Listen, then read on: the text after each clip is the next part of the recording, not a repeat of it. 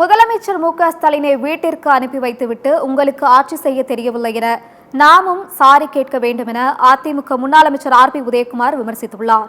மதுரை மாவட்டம் உசிலம்பட்டியில் செய்தியாளர்களிடம் பேசிய அவர் இதனை தெரிவித்தார். அவர் சொல்றாரு, நடந்து சாரினா எப்படி உயிரோட திரும்ப வந்துருமா? போற உயிர் எப்படி திரும்பி வரும்? தெரிஞ்சு நீங்க மன்னிச்சுடாதீங்க. அவர் சாரி கேட்கிறாரு, நம்மளும் சாரி கேட்கணும். எப்ப தெரியுமா?